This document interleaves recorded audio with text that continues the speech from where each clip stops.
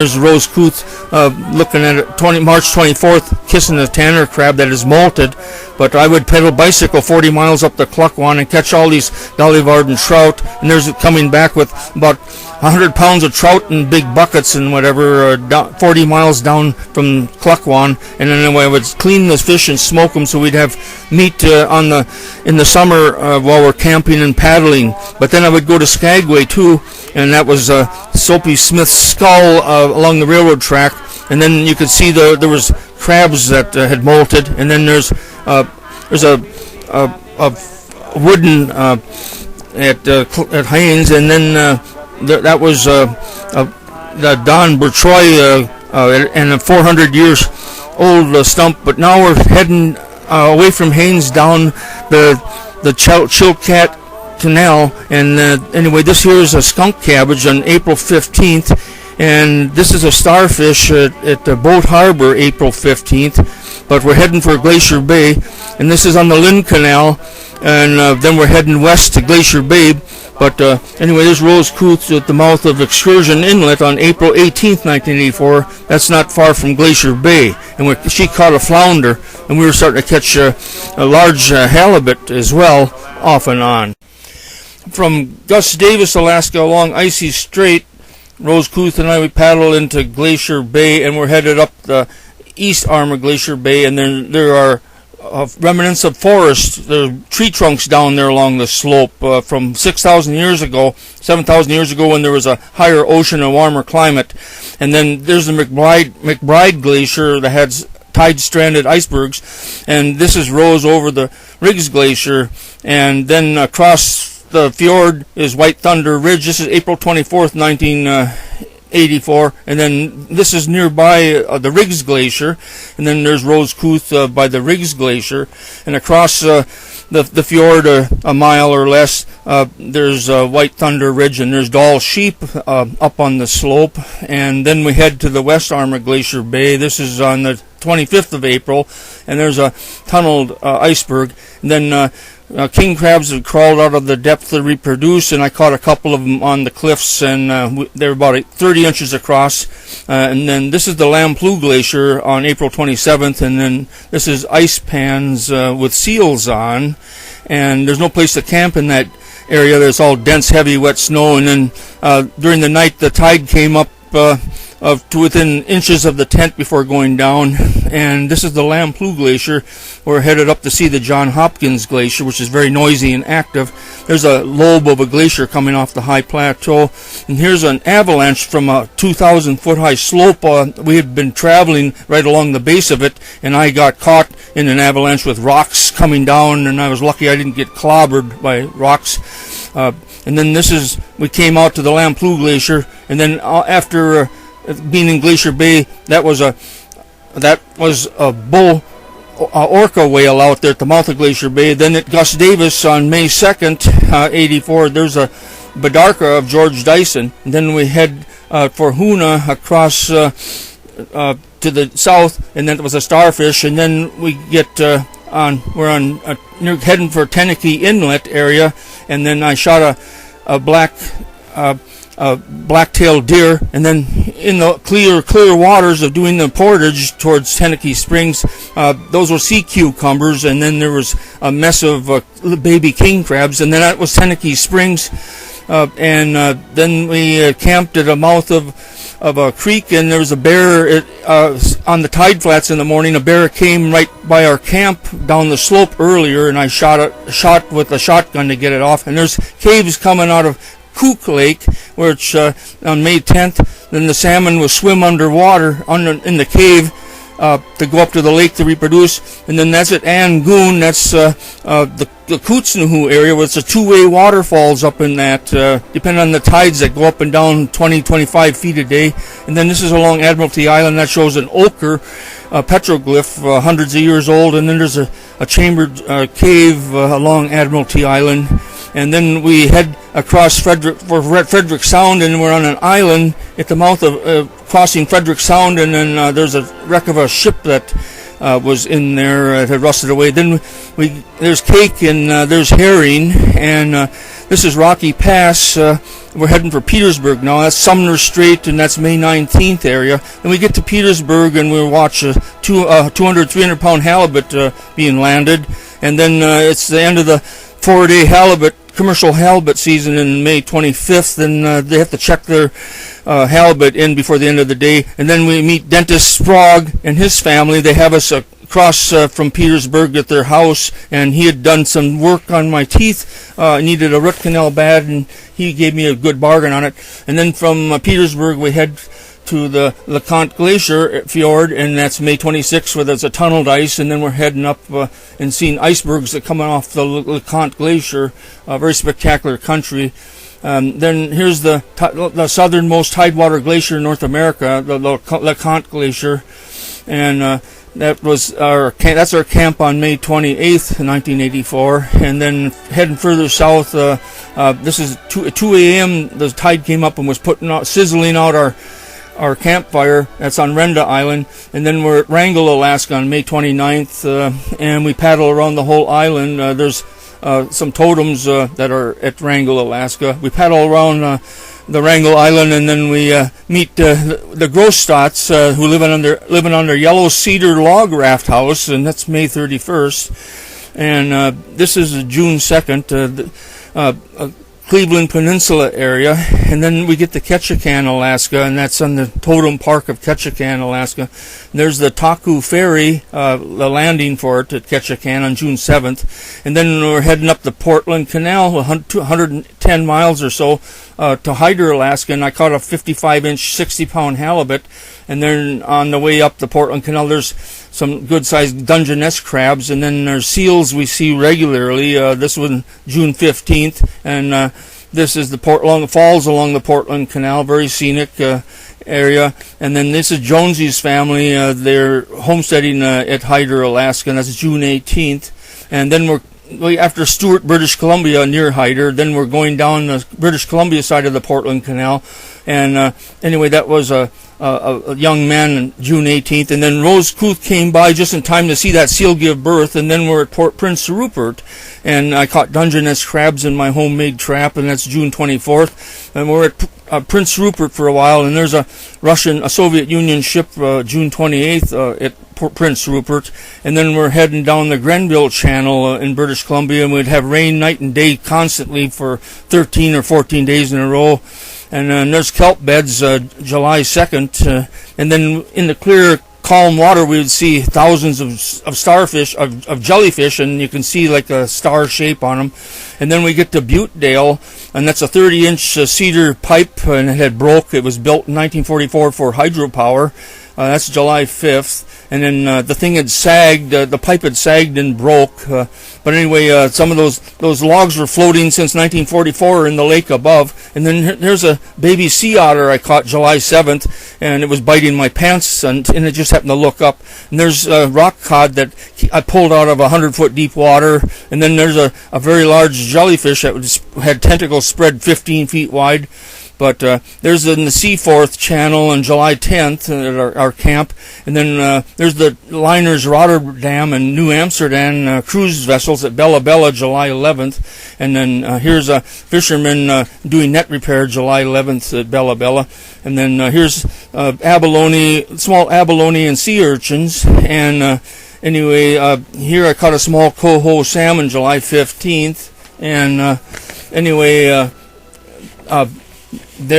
we're in the open Pacific Ocean in the north side of Vancouver Island, west over Queen Charlotte Sound, July 17th, and that's Cape Caution area, July 17th. We're exposed to the open Pacific water until we get behind Vancouver Island, and now we're getting behind Vancouver Island, and there's large swells breaking on the rocks until we get further behind Vancouver Island, and there's a lot of Cell that covers the land in there. And here's springboard cuts July 20th from an old stump, probably tree cut more than 100 years ago by hand.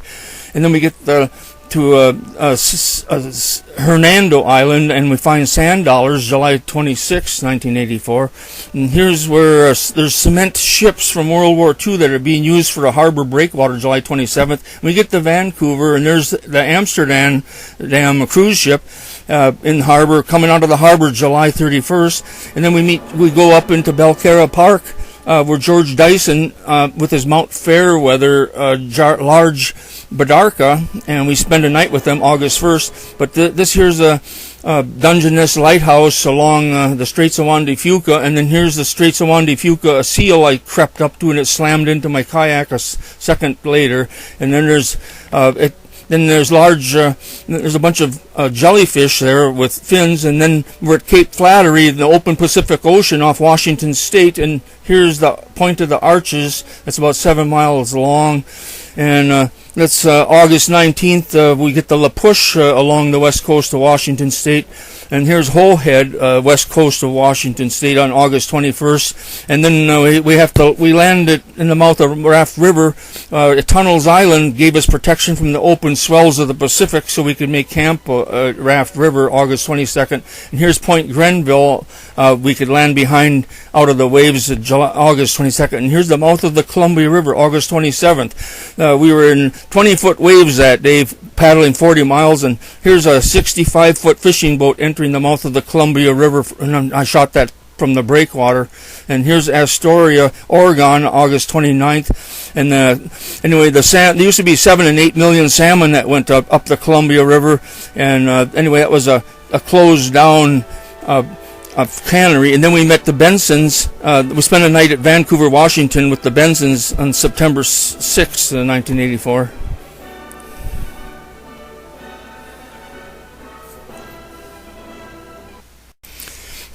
Above Portland, we enter the Columbia Gorge, and here are pinnacled lava with trickle falls in between. This is September 7th, 1984.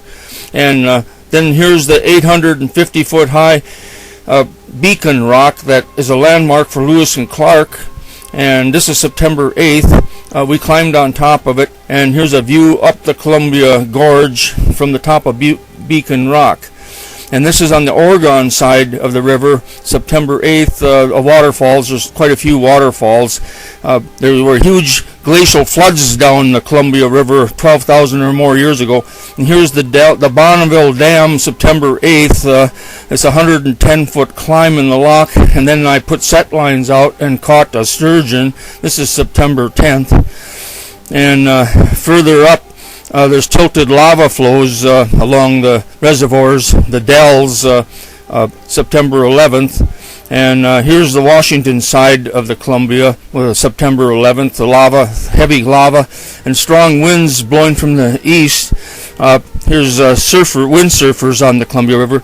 And here's a 50 million gallon lock, September 11th, the Dells lock, and then our camp above the Dells lock. And there's Mount Hood over in Oregon to the southwest. Anyway, here's September 14th. Indians are pulling their nets for 3 days to let some salmon through. They have fish ladders, but not many salmon make it that far. Here's at the McNary Dam fish ladder, September 17th. It's mostly carp, but some salmon make it that far. This is lava cliffs above McNary Dam, 380 feet above sea level here. And then we get to the Triple Cities, and we take up the Snake River, and that was the Pelosi Creek trestle crossing the Snake River. And then we're into the Hells Canyon area around Lewiston, Idaho, and this map shows where it is. We're headed up the Snake River Canyon, October 1st this was, and anyway, there's a Rose Couth going up the Snake River October 2nd, and anyway, here up the Snake River Canyon is mountain mahogany trees and sumac turned red. Very pretty country. And anyway, here's our camp up Hells Canyon on the Oregon side, October 6th, and this is further up Hells Canyon, October 7th, and then we come to the Needles area of the Salmon River, October 8th. The current is quite swift, and there's some dams that are up into mile-deep Hells Canyon. We decide we're not going to get very far before the end of the season, so we go back down to Lewiston, and here on the way back down to Lewiston, we pass where the Nez Perce wintering home is. This is October 10th, and then there's a corn grinding bowl of the Nez Perce Indians, the Indian petroglyph area. And here we are at the confluence of the Clearwater River with the the Snake River at Lewiston, Idaho, and we make a cart. And here we're going up. We're heading east, and we're headed up the Clearwater Valley. And here's the Grissing. Here is a Vern Grissing that we meet with some of his friends fishing salmon.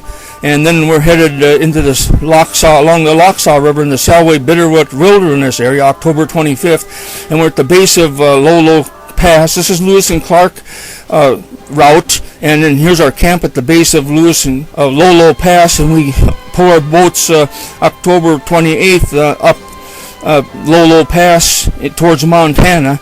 And then we get into Montana. And then here we are at the summit, and anyway, that's at Hamilton, Montana, November 4th, and then we're headed for Lost Trail Pass, and there's a ponderosa pine, that's the medicine tree, 400 years old, and then we're up in the Lost Trail Pass area on the Montana-Idaho border, and this is Lewis and Clark's route, 1805, 1806, and then we're back down into Idaho here, and anyway, we had venison sacks that we salvaged a road hit deer, and then we're along the Lemhi River here, November 18th, and we're heading for Gilmore Summit, 7,186 feet high, November 19th, and then we're going out of Gilmore Summit. There's red birch trees, November 21st. We were camped along, and then here's the Van Ordens and Wheelers, November 22nd, had us over to Island Park near Yellowstone for Thanksgiving,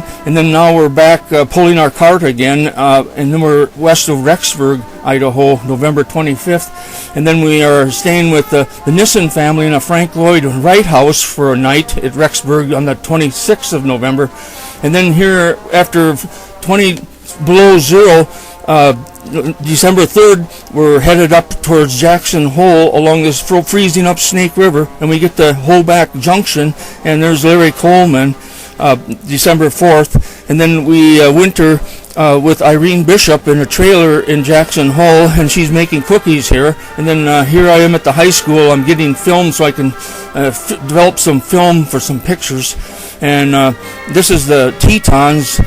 January 26th, I'm camping with Mormon Boy Scouts and snowshoeing around. Then on February 6th, Rose Kuth and I, we pulled sled into the Grovant Mountains from Jackson, and then we see mushroom snow here, and hike around with snowshoes, seeing the mountains.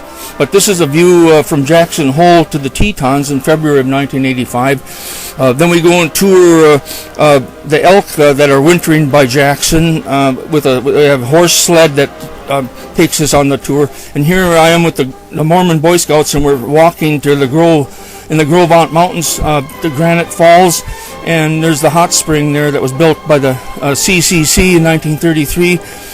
But there's some of the Mormon Boy Scouts, and I'm taking a snow bath here. And anyway, there's Scott Sherbull, the scout leader. We're at the hot springs where it's warmer. But this is back in Jackson. This is March 4th. The moose and her calf were coming into town regularly. And this is Charlie. We had met Charlie. She's in her yurt. This is at Wilson, Wyoming, near Jackson, March 12th. But now we're taking off up Hoback Junction, heading to the Green River country, and then we're in the Red Desert here, pulling our sled. We're trying to find open water in the Green River. It's frozen. At Big Piney, we meet the Steve Stagger and Mary and the girls, and this is March 29th, 1985. Then we're finally on the open Green River, April 7th, 1985, and we're in the Red Desert country. And then there's a moose, a Green River moose from the Red Desert. And then here's where the Big Sandy River confluence with the Green River, and they're having a rendezvous black powder camp out. But now we're going down to Green River, Wyoming, April 8th here. And then we get into the reservoir behind Flaming Gorge, April 11th, and there's full of ice yet, but it's candle ice. It's melted away, but the wind pushed us out of the off of the reservoir. But we get out of the ice further down the reservoir, and kids were swimming in the Utah part by the dam 3 days later. But now this is below the dam.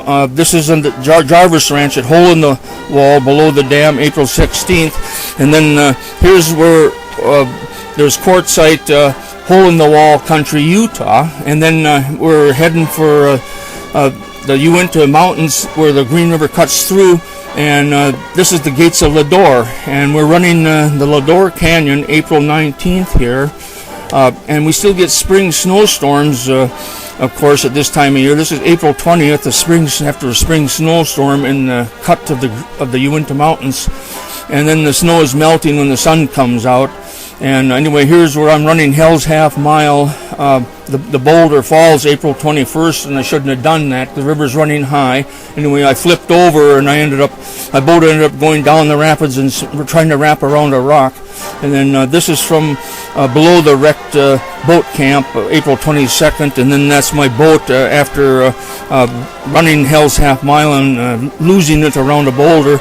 We spent 3 days in this overhang cave here on April 23rd, and I'm fixing the boat, and then we can float out of there. Further down, here's where we're coming to Steamboat Rock and Echo Canyon, April 26, and then there's a 1,000-foot Navajo sandstone cliff that roses at the very base above the Yampa River, and then this is Steamboat Rock, and then this is going around the loop in Echo Park, and then this is a view of the lower Steamboat Rock on April 26, and then we enter Island Park in Dinosaur National Park, and there's cross-bedded sandstone with rows, but this is the cut entering Island Park into Dinosaur National Park. And then right below there is SOB Rapid, April 27th, and now we're in Split Mountain Canyon, and this is April 28th, and now we're leaving the Uinta Mountains, Split Mountain Canyon here, entering it, and anyway, this is the cliffs leaving the Uinta Mountains at Split Mountain Canyon exit. And then this is at the dinosaur quarry just outside of Split Mountain Canyon, a famous dinosaur quarry. And there's Rose petting a Stegosaurus, April 29th. And then we spend time at Vernal, Utah, and I have to repair my boat. That's May 2nd in Vernal, Utah. And then now we're going out of Jensen, Utah, May 12th, and we're headed down Gray's Desolation Canyon. And then we're in Desolation Canyon here, and then it's cutting through the 1,000-foot deep, the mile-deep Tavaputs Plateau. Very scenic country.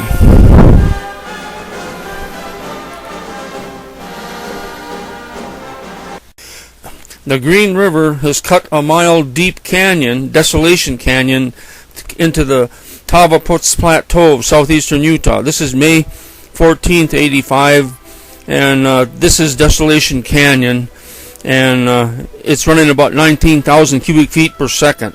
This is Desolation Canyon, May 16th at our camp, and this is the Florence Creek Ranch, Desolation Canyon, May 16th, and there's Temple Butte, May 16th, and this is the Rock House below Coal Creek Rapid, May 17th, and this is Rattlesnake Rapids, running at 19,000 cubic feet per second, and we're walking a side channel.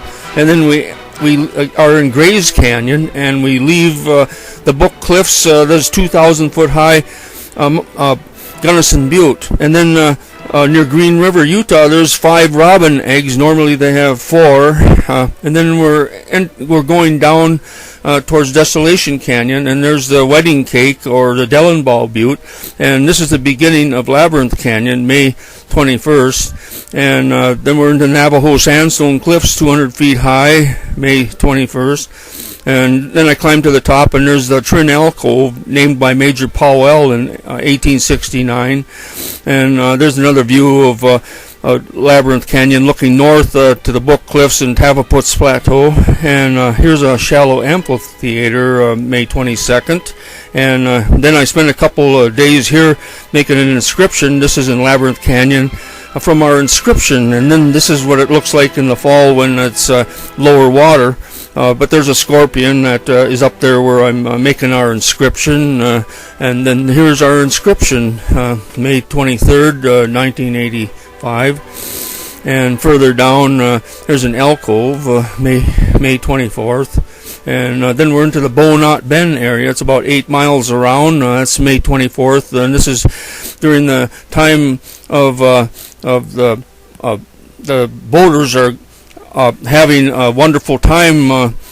Tradition of going down Labyrinth Canyon and then up to Moab, Utah, and then there's pinnacles of Wingate sandstone around the Bow Knot Bend. This is the Friendship Cruise time, Memorial Day, May 24th, and there's pinnacles, and anyway, this is an inscription done by a Canadian, Julian, a Canadian trapper in Labyrinth Canyon. And there's Hell's Roaring Canyon, Mineral Bottom, May 25th. And then further down, there's the Florence, we're in the Outlaw Cabin area, Fort Bottom, May 25th. And there's the view of the Buttes of the Cross, named by Major Powell in Canyonlands National Park. And then there's the White Rim Sandstone. And further from Grandview Point area, you can see the White Rim Sandstone very well. We're down in there, and I shot these pictures in 1972, in May of 72, on a motorcycle trip. And then anyway, here we're in Stillwater Canyon, and May 26th, and there's Indian ruins, in Canyonlands National Park, and there's Wingate Sandstone and Buttes and Stillwater Canyon, and there's Cliff Dwelling, May 26th of 1985, and then we get down to the confluence. The Green River is on the left, and the Grand River comes in from the right, and then below that is the Colorado River.